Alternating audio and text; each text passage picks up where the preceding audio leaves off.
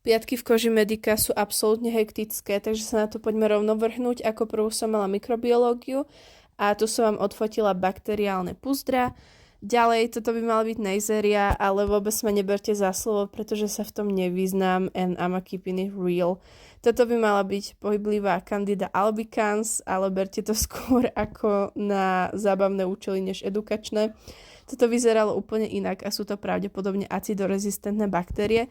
A tu by sme mali vidieť pravdepodobne Bacillus cereus. A potom som sa učila vo vestibule. Ak by ste náhodou nevedeli, tak toto tam vyzerá. Ja som to tiež videla prvýkrát len na príjmačkách. A učila som sa fyziológiu, pretože sme mali cvičenie. A tu už vidíte figurínu, na ktorej sme chceli vidieť očné pozadie, ale moc sme tam toho teda nevideli. A tu sme pozerali takýto 3D obrázok na stereoskopické videnie, kde sa vlastne kombinujú dve zorné polia. A kontrolovali sme si aj vízus a potom po obede som išla do posilky, ale bolo to tam veľmi napratané a boli tam veľmi neslušní ľudia, takže neraz ma napadla myšlienka, že zmením posilku, na čom pracujem. Chýbali tam nástavce, všetko bolo obsadené, ľudia brali stroje bez dovolenia. A tak som si tu dala príťahy a ešte biceps. A potom som išla spať.